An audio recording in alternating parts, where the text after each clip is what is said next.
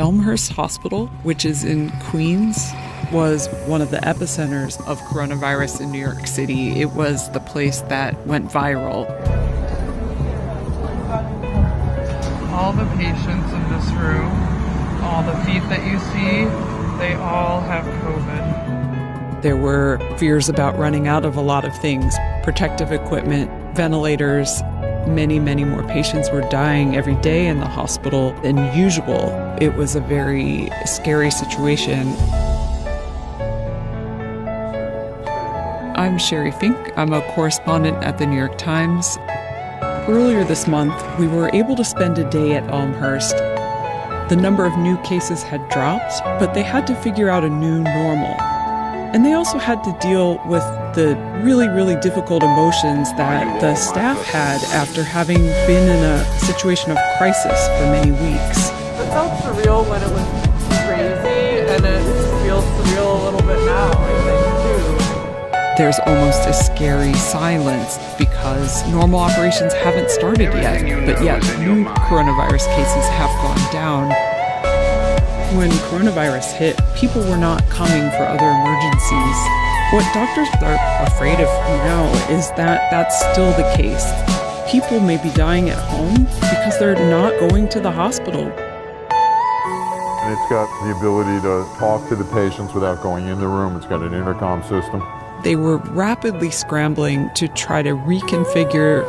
There is a real urgency to get these hospitals back to being able to care for patients who did not have coronavirus. But also, they have to plan for the possibility that there will be another surge. So they are doing things like constructing plexiglass barriers for the registrars. They are taking whole units that were used for treating coronavirus patients, and they're turning them back into regular intensive care units intended for people who don't have COVID. These ultraviolet light emitters disperse this ultraviolet light, which can inactivate viruses and other pathogens. Early in the pandemic, they were worried that they didn't have the equipment that they needed. There was a lot of fear.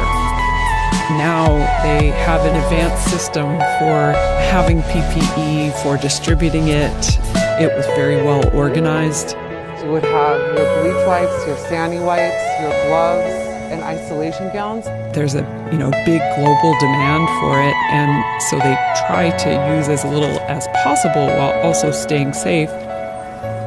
They're also still engaged in treating patients with coronavirus. And ventilator are secure. As the cases were going up, doctors didn't know, the staff didn't know how long that would last. It wasn't clear what kinds of treatments might help. All of us were like, we'll figure this out, and it's just very frustrating to realize that to a certain extent nobody's figured it out.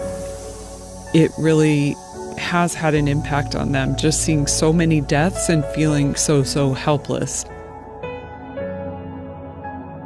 All around the hospital, there are displays of cards and messages of support.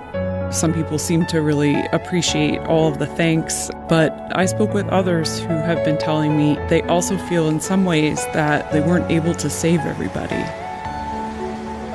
A lot of the health workers are staying in hotels, and so they arrive for their shifts on these buses. There is a round of applause for essential workers that happens every night at 7. And one of the nice things at Elmhurst is that the staff, they arrive right around 7 o'clock. And so some of these providers walked off the bus, and there was the sound of clapping and cheering and people honking their horns. And I was noticing that their heads were down. Most of them didn't really look up and acknowledge the applause.